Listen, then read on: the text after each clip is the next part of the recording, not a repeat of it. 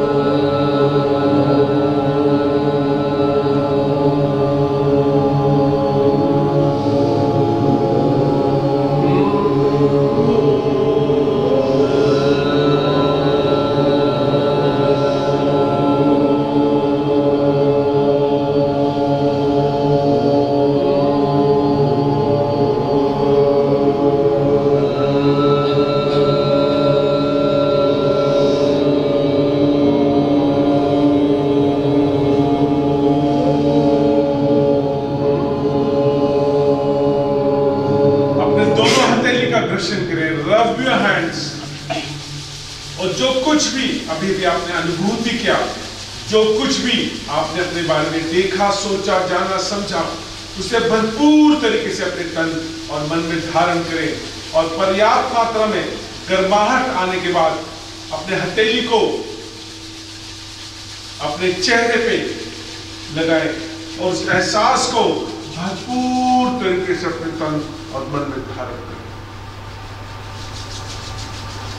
अपने हथेली को धीरे धीरे स्लाइड करते अपने फिंगर्स को आंखों की तरफ रखना है, हल्का सा दबाव देते हुए अपनी आंखों का मसाज करें, मर्द करें।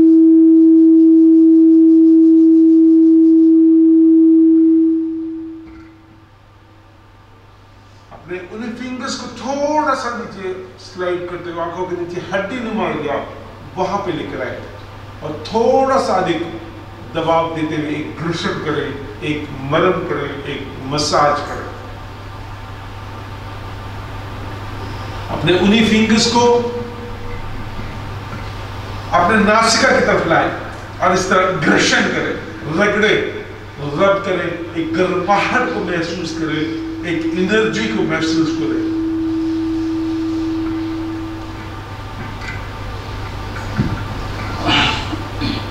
अपने उन्हीं फिंगर्स को अपने गाल की तरफ लेकर आए, चीक्स की तरफ लेकर आए और अपने फिंगर के टिप से अपने गाल का क्लॉकवाइज मसाज करें।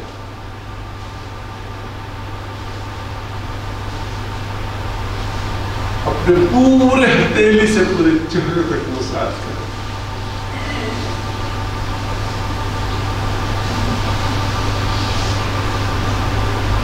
अपने दोनों हथेली को अपने गर्दन के पीछे लेके जाए।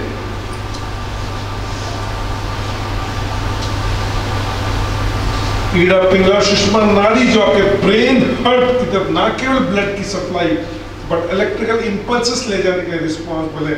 आप उसको एक्टिव करते हैं, आप उसको उत्तेजित करते हैं। अपने दो फिंगर्स को अपने कान के आगे पीछे लेके जाएं, इस तरह रगड़े, घर्षण करें। अपने कान को निचोड़िए, रगड़िए, मसलिए और स्ट्रेच करिए।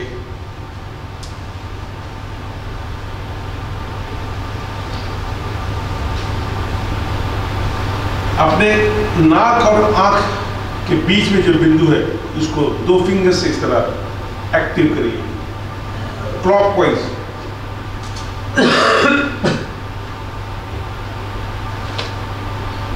अपने दोनों नाक के नथुनों पे इस तरह नीचे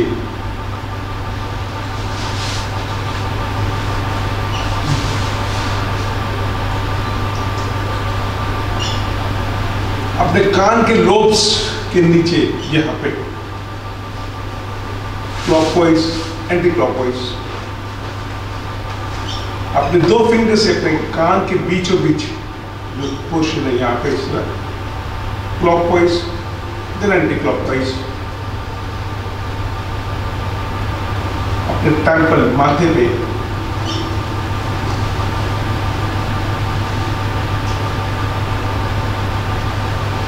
अपने इस तरह 3 फिंगर, बीच वाला फिंगर आपके आगे चक्र में और 2 फिंगर आपकी आंखों पे इस तरह मसाज कर रहे हैं क्लॉकवाइज देन एंटी क्लॉकवाइज।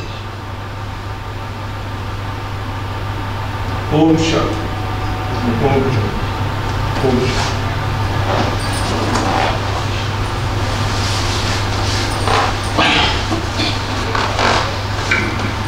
उस परमपिता परमेश्वर ने जो मनुष्य शरीर बनाया है बहुत ही साइंटिफिक, बहुत ही गूढ़ बनाया है।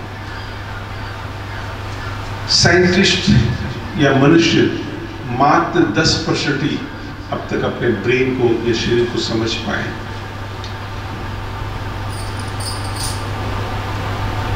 मेरा शरीर लगभग 3 ट्रिलियन सेल्स का बना है। मेरा एक सेल मेरे पूरे शरीर को बनाने के लिए काबिल है। मेरे एक सेल को जीवित रहने के लिए फ्रेश वायु की आवश्यकता होती है। उस परमपिता परमेश्वर ने हम सबको जो श्वासें हैं गिनी चुनी दी है।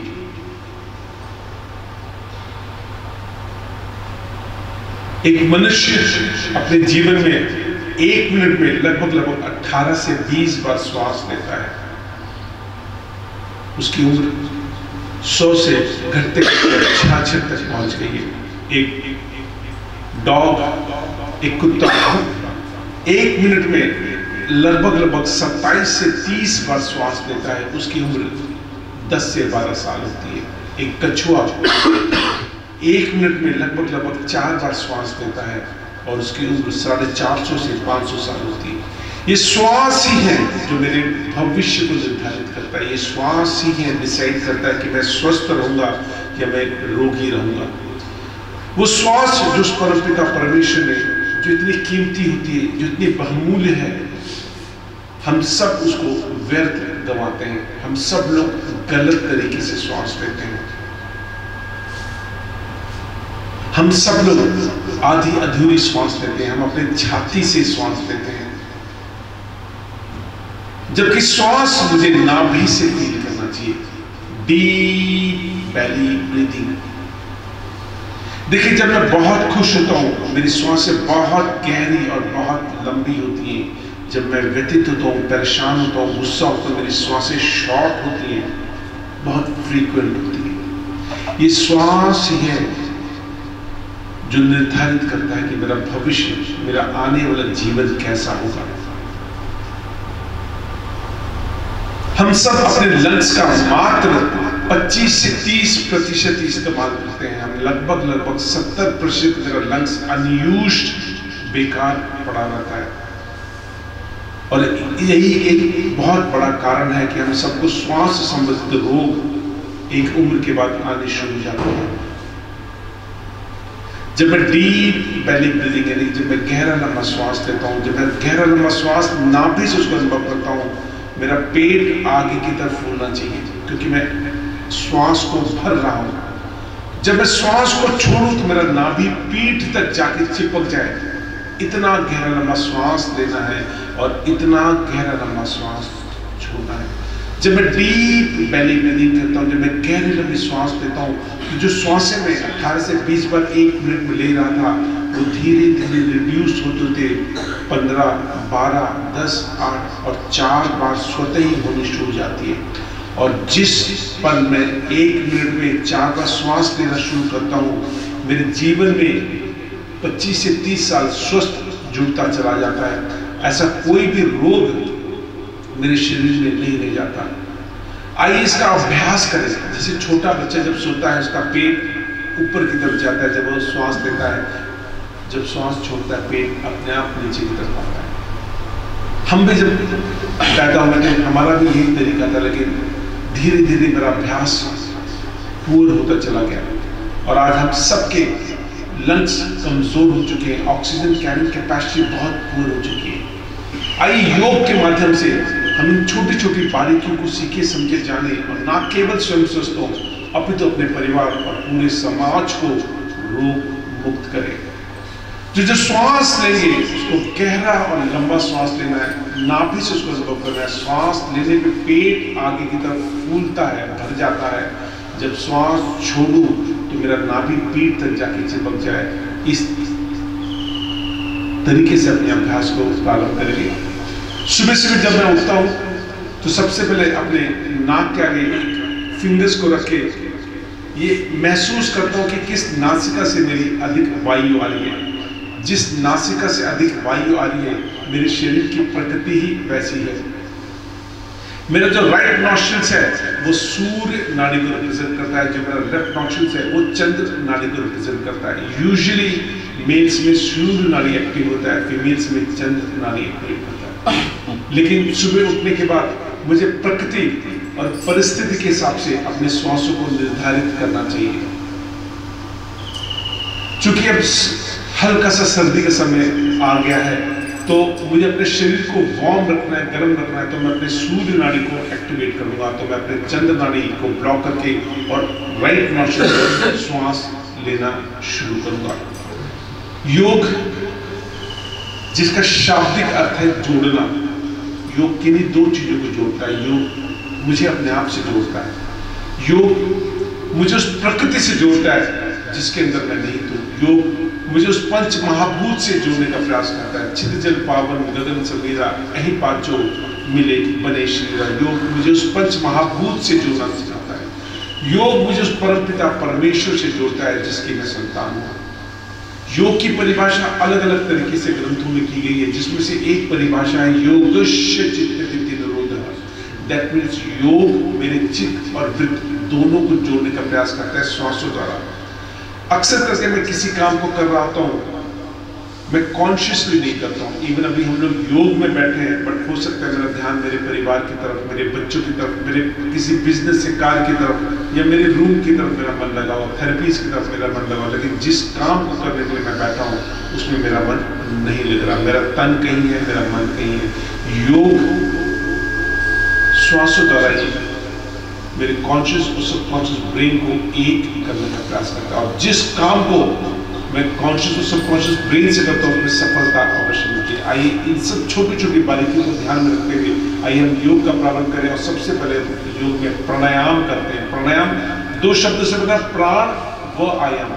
प्राण वो शक्ति, वो ऊर्जा है जब मेरे शरीर में रहती तो मैं जीवित हूँ। जिस पल जिस क्षण वो ऊर्जा मेरे शरीर से चली जाती मैं मृत कहलाता हूँ।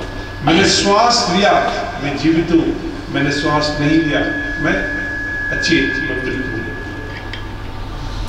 आइए अनुलोम विलोम द्वारा मैं अपने श्वासों की प्रकृति और प्रकृति को निर्धारित करता हूँ। तो सबसे पहले अपने लेफ्ट नॉस्ट्रिल्स को ब्लॉक करें थंब से और इस तरह से दो फिंगर से अपने राइट नॉस्ट्रिल को स्पर्श करके राइट और गहरा लंबा श्वास भरेंगे।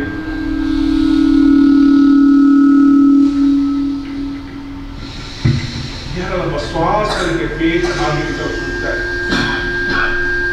कुछ पल के श्वासों को होल्ड करेंगे, उसको कुंभक कहते हैं।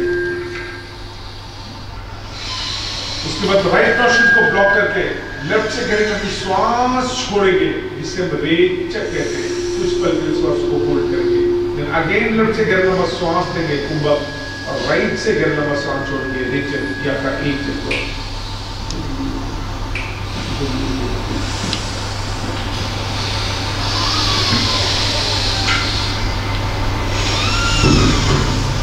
यानी कि राइट से गहरा लंबा श्वास लिया कुंभक, लेफ्ट से गहरा लंबा श्वास छोड़ा रेचक, लेफ्ट से गहरा लंबा श्वास लिया कुंभक और राइट से ही गहरा लंबा श्वास छोड़ा रेचक। ये एक चक्र हुआ। आइए मिनिमम 10 चक्र का अभ्यास करें। यहाँ पे समय की कमी के कारण हम इसको 8 से 10 बार अभ्यास करते हैं, लेकिन घर में जाने के बाद आप उस अभ्यास को 10 से 12, 15, 20, 25 और रोज 100 बार अभ्यास करना है। जितना अधिक मैं अभ्यास करता हूँ उतना अधिक मैं अपने शरीर के अंदर इसके फायदे को महसूस कर पाता हूँ। मेरे शरीर में लगभग 11 ऑर्गन सिस्टम होते हैं।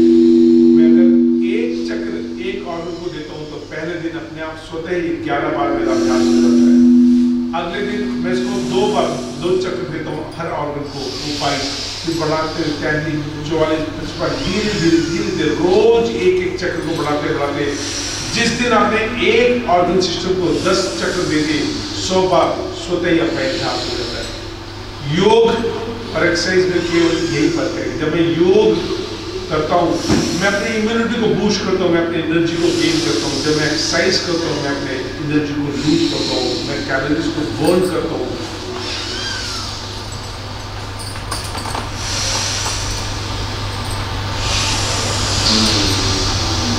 एक बात का ध्यान रखें, जब आप ये अभ्यास करें आपका स्पाइन स्ट्रेट हो, और आपका हथेली आपके नाक के आगे बिल्कुल भी ना हो। आपका हथेली ऐसे नहीं, आपका हथेली ऐसा हो, जिससे जो श्वास आप छोड़ना चाहते हैं फ्रीली उसको आप छोड़ सकें।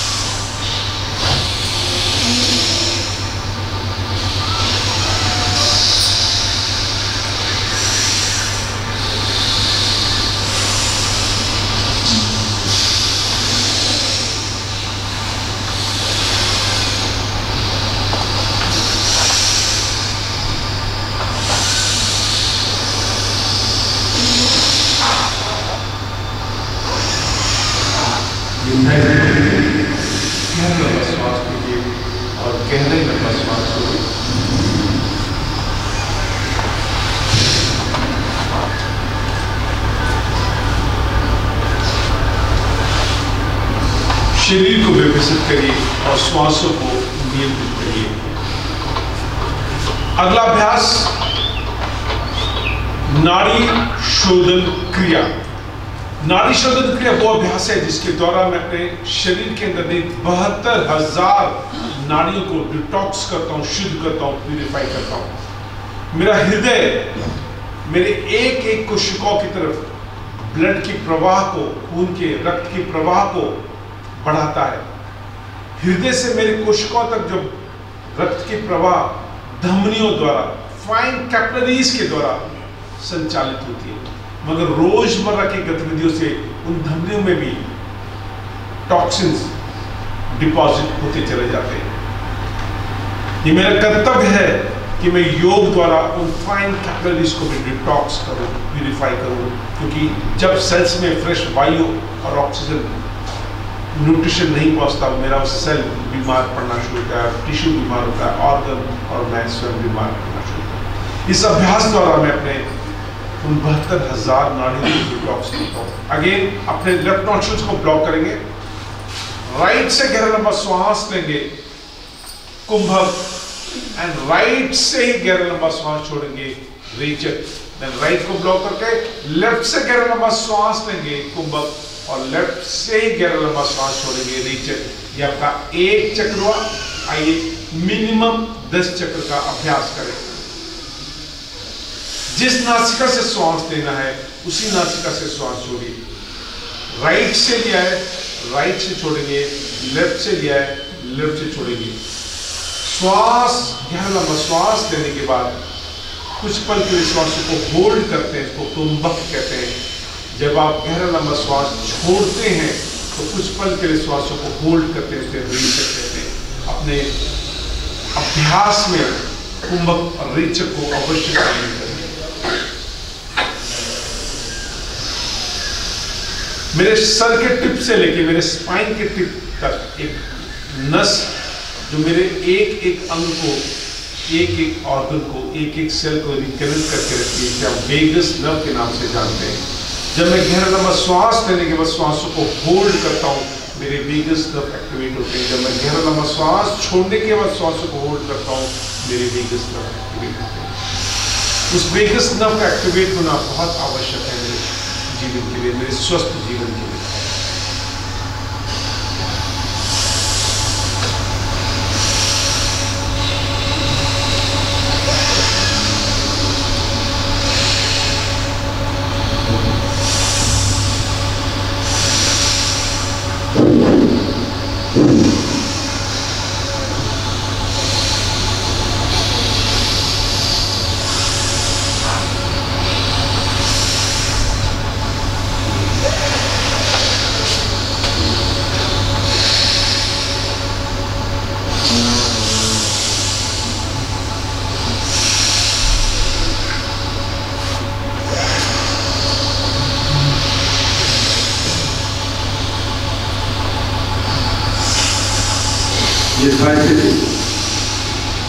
गहरा लंबा श्वास लीजिए और गहरे लंबा श्वास छोड़िए। शरीर को व्यवस्थित करिए और श्वासों को अपने नियंत्रण में लाइए। अगला अभ्यास करेंगे कपाल भाती क्रिया।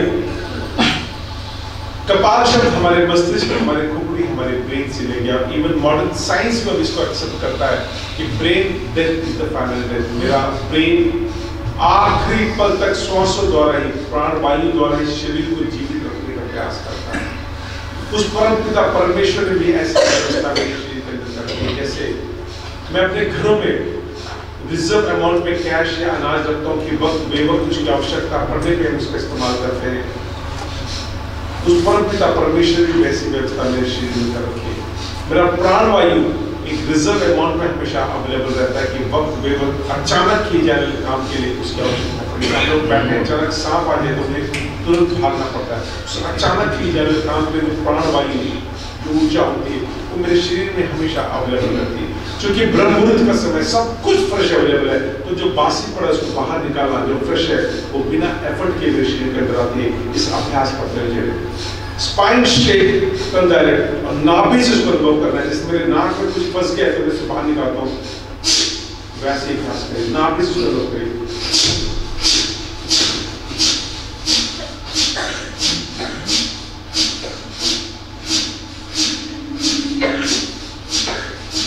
जिन्हें इसका अभ्यास है वो अपने हथेली का इस्तेमाल करें, अपने हथेली को अपने नाभि पर रखें और अंदर की तरफ पुश करना है, ऊपर की तरफ नहीं।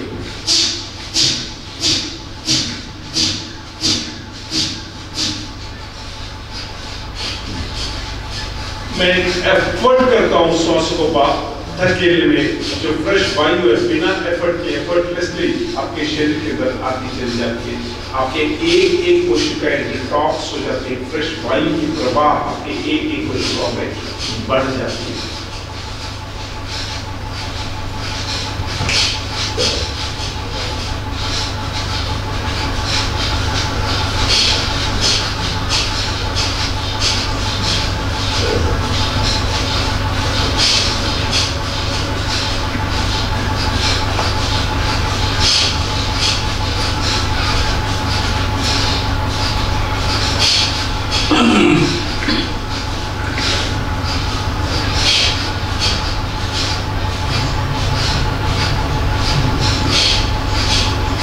यथास्थिति गहरा लंबा श्वास लीजिए और गहरा लंबा श्वास छोड़िए।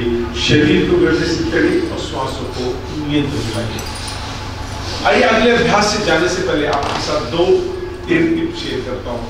कई बार मेरे स्वयं के साथ या मेरे प्रेजेंस में, मेरे परिवार में या में ट्रैवल करो, मैं देखता हूँ किसी की श्वास बहुत ज्यादा फूल रही है, बीपी बहुत ज्यादा हाई हो गया है, पल्सेस बहुत ज्यादा हाई हो गया है, एक पैनिक सिचुएशन क्रिएट हो जाता है। और ऐसे समय में हम हमेशा डॉक्टर की तरफ भागते हैं, हॉस्पिटल की तरफ भागते हैं या दवाई खा लेते हैं। आइए एक अभ्यास करें जिसके द्वारा आप बिना किसी एक्शनल मदद के, बिना किसी दवाई या हॉस्पिटल के आप अपने बीपी को स्वयं नियंत्रित कर सकते हैं। जब कभी भी किसी का बीपी बहुत ज्यादा हाई हो जाता है, सांस बहुत ज्यादा फूल रही होती है, पल्सेस बहुत ज्यादा हाई हो जाता है, ऐसी स्थिति में एक बाल्टी लीजिए जिसमें गर्म पानी हो, 42 डिग्री के टेम्परेचर में अपने दोनों पैर को उसमें डिप कर दीजिए घुटने तक। हल्का सा आगे की तरफ प्रोन पोजीशन में बैठिए, राइट नाक यानी सूर्य नाड़ी को ब्लॉक करके चंद्र नाड़ी से गहरा बस श्वास लेना है और मुंह से सीटी गुजारते छोड़ना।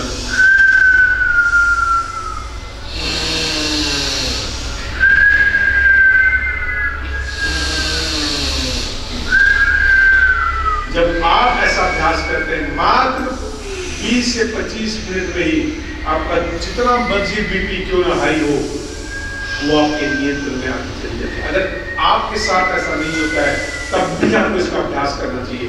जब आप अभ्यास करेंगे तब आप किसी की मदद कर पाएंगे। जब आप अभ्यास नहीं करेंगे तो आपको इसका मालूम ही नहीं पड़ेगा, ना आपको ये समय पे याद आएगा। अभ्यास करने पे ही आपको सही समय पे सही चीज याद आता है। एक तो मैं कोई भी मेडिसिन खाता हूँ सबसे पहले लिवर्स को डाइजेस्ट करने का कोशिश करता है, किडनीज को डिटॉक्स करने की कोशिश करता है, और हम सब या तो लिवर से व्यतीत हैं या किडनी से व्यतीत हैं। तो छोटे छोटे इंसिडेंट्स के लिए हमें दवाई नहीं खानी चाहिए। इसको आप प्राकृतिक रूप से स्वयं हैंडल कर सकते हैं।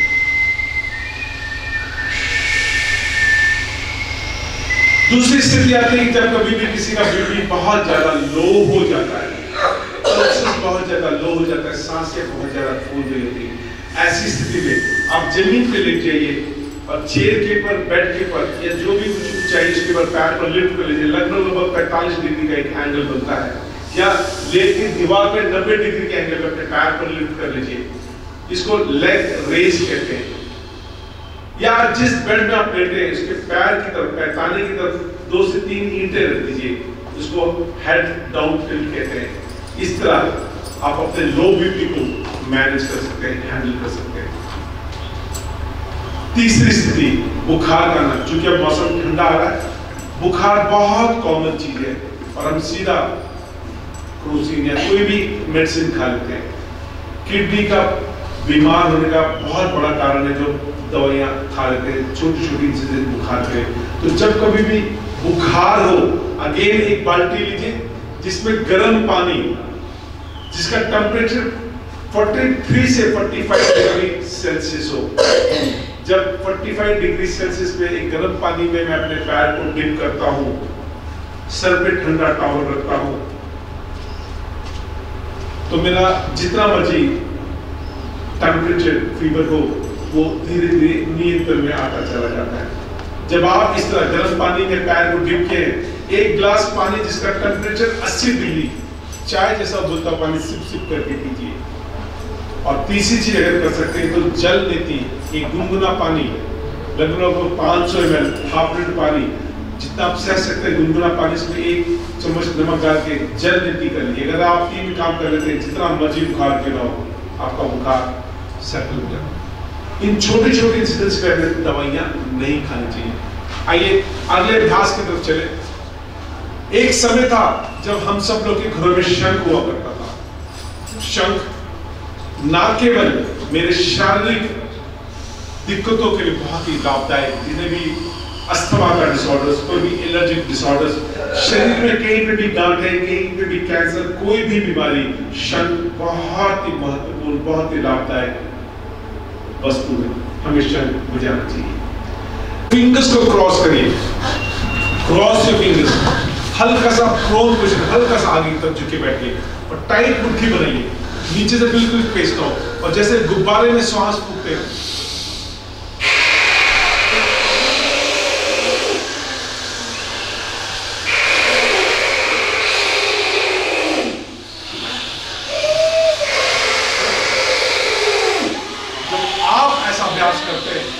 जितना मर्जी बीपी हाई हो, जितना मर्जी बीपी लो हो, माइग्रेन की प्रॉब्लम हो, डिप्रेशन की प्रॉब्लम हो, आपके मेरा पद सताता हो, कोई भी बीमारी हो, स्पेशली लंग संबंधित कोई भी बीमारी हो, धीरे धीरे वो सारी व्यथाएं, सारी बीमारी आपके शरीर से दूर होती चली जाएगी।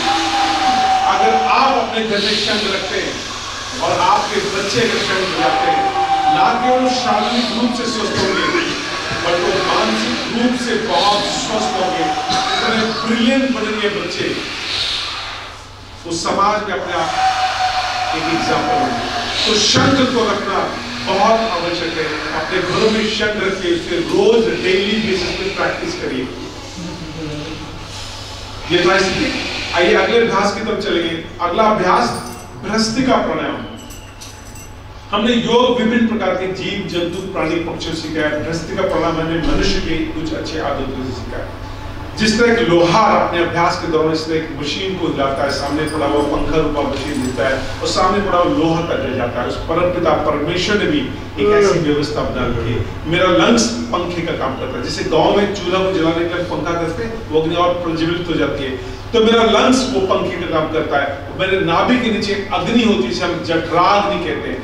वो अग्नि जो ना केवल मेरे शरीर को वार्म रखने के लिए रिस्पॉन्सिबल है। देखिए हिमालय पहाड़ में -100 डिग्री के टेम्परेचर में, जहाँ पर किलोमीटर तक बर्फ ही बर्फ होता है, साधु संत बेर मिनिमम कपड़े में, कम से कम कपड़े में अभ्यास करते हैं। उनके भी शरीर को मौसम का असर होता है, लेकिन योग द्वारा वो अपने आप को गर्म रखते हैं। स्पेशली किडनी पेशेंट में हल्के से मौसम के बदलाव से शिवरिंग शुरू हो जाती है। आप योग द्वारा अपने शरीर को वार्म कर सकते हैं, जिसमें से भ्रस्तिका प्राणायाम एक है।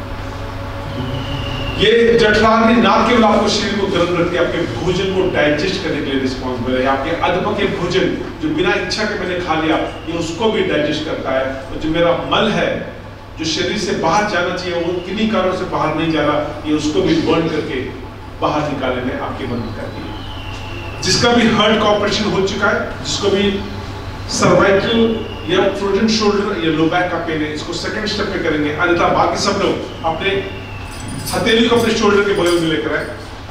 श्वास भरते ऊपर, मुट्ठी बंद करके श्वास नीचे।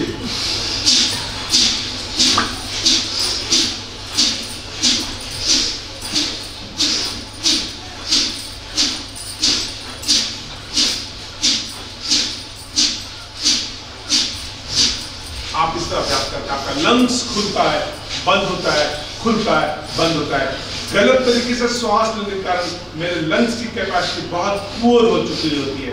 मैं लंग्स का केवल 25 से 30% इस्तेमाल करता हूँ। जब मैं अभ्यास करता हूँ मेरे लंग्स टोन अप हो जाते हैं, मजबूत हो जाते हैं और ऑक्सीजन कैरिंग कैपेसिटी बढ़ती चली जाती है।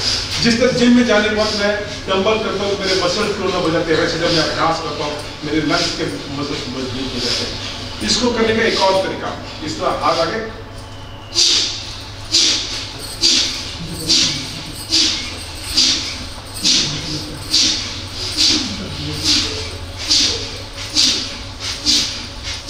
आप इस तरह भी अभ्यास कर सकते हैं। लेकिन कुछ लोगों के दिमाग में एक शक पैदा हो जाता है कि मेरे शरीर के अंग बहुत कमजोर है, स्पेशली किडनी पेशेंट को। उनका लगता है कि इनकी किडनी एक पके हुए आम की तरह हल्का सा झटका देंगे तो गिर जाएगी। ऐसा बिल्कुल नहीं है। लेकिन फिर भी अगर दिमाग में शक है कि मेरे शरीर को झटका नहीं दे रहा है, तो बिना झटका दिए आराम से आप अपने मुट्ठी को इस तरह बांधे, अपने आम पे कान पे दवाई और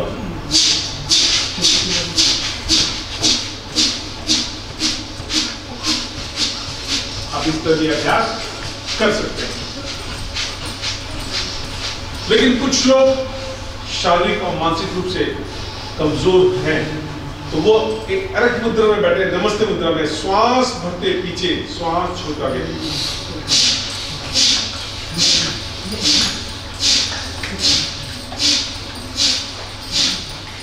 आप इस तरह के अभ्यास कर सकते हैं।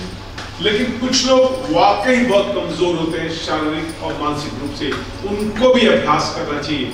उनके लिए बहुत सुगम, बहुत सहज रूप से अभ्यास कर सकते हैं। जिस तरह पक्षी अपने पंखों को फैलाती है,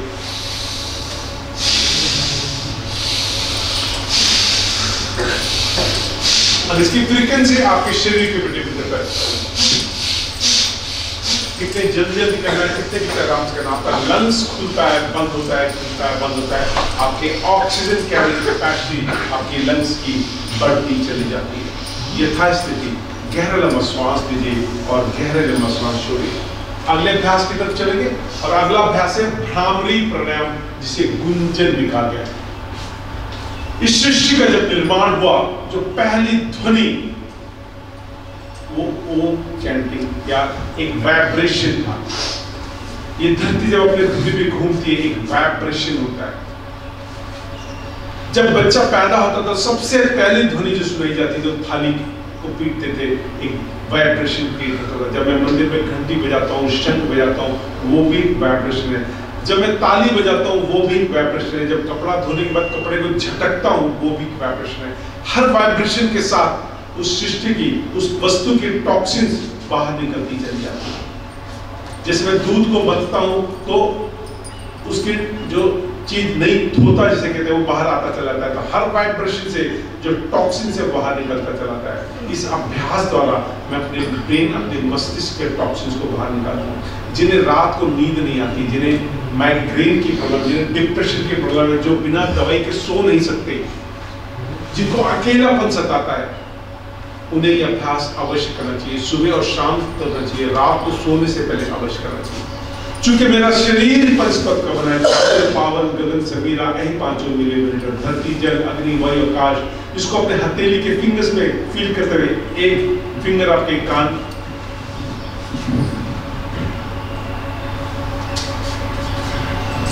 एक फिंगर अंगूठा आपके कान, भौं, आंख, नाक, होठ, ये चारों फिंगर अपने आंख के पास रखें। गहरा लंबा श्वास भरें, श्वास को होल्ड करें, ओम चैंटिंग के वाइब्रेशन निकालें।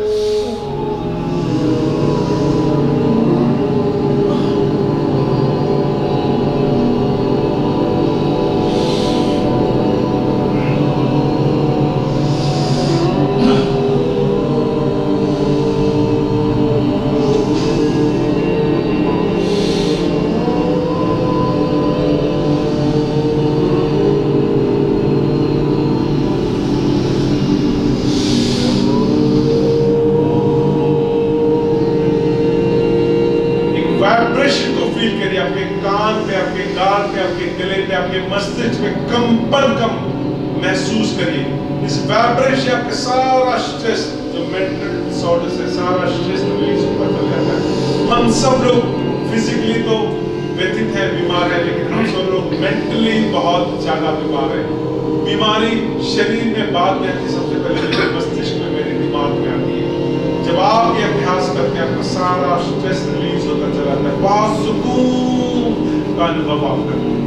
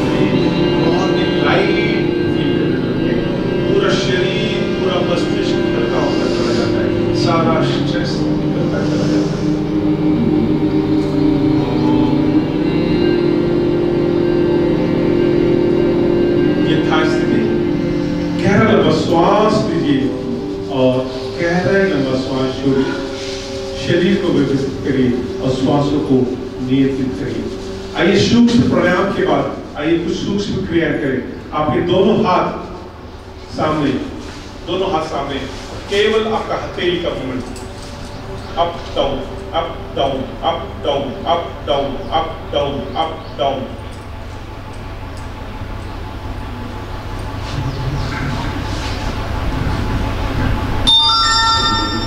साइड्स, साइड्स,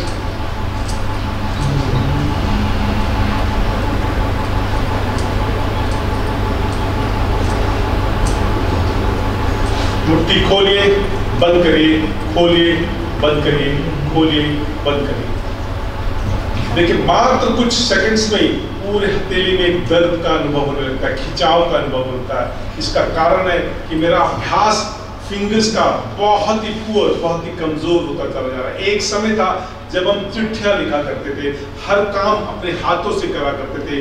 आज के दिन में हर चीज के लिए रिमोट कंट्रोल आ गया है, मोबाइल, व्हाट्सएप, रिमोट कंट्रोल। मेरा अभ्यास बहुत कमजोर है। मैं ऐसे ऐसे लोगों को जानता हूँ जो पेन भी नहीं पकड़ पाते, हाथ कांपने लगता है। विश्वास करिए, अभी जो दर्द है बहुत अच्छा है। गर्म पानी में नमक फिटकरी डालकर उसको डुबो दीजिए, दर्द खत्म हो जाएगा। लेकिन एक बार आपके जॉइंट्स फिक्स हो गए, फ्रोजन हो गए, अगर आर्थराइटिस जैसी बीमारी हो गई तो जीना बहुत दुश्वार हो जाता है। इसलिए अभी इस दर्द को गर्म पानी में नमक फिटकरी डाल के सह लीजिए, लेकिन एक बार ये बीमारी हो जाती है तो बहुत ही मुश्किल से ये ठीक होती है। अभ्यास को करिए, मुट्ठी को बंद करिए, क्लॉकवाइज 10 to 15 टाइम्स, जैसा आटा गूंथते हैं वैसे clockwise 10 to 15 times, anti clockwise 10 to 15 times.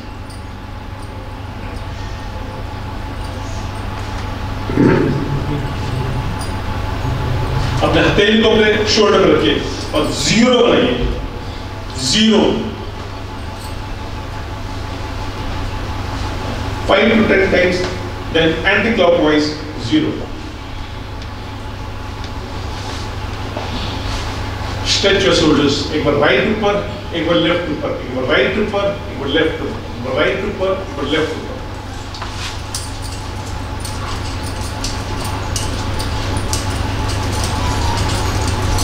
ऊपर नीचे, ऊपर नीचे, ऊपर नीचे, ऊपर नीचे, ऊपर नीचे।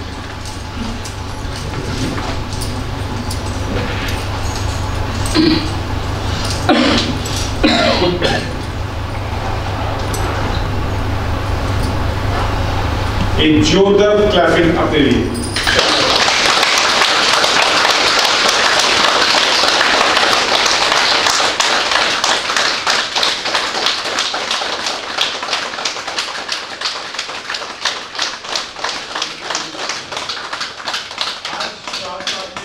और कल से नवरात्र स्टार्ट होगी। हम लोग ने अपने मंदिर में इसकी व्यवस्था की, कलश स्थापना की, राइट।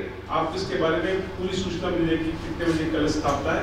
और रोज हम लोग ने मंदिर में एक समय निर्धारित करेंगे भजन कीर्तन का, राइट।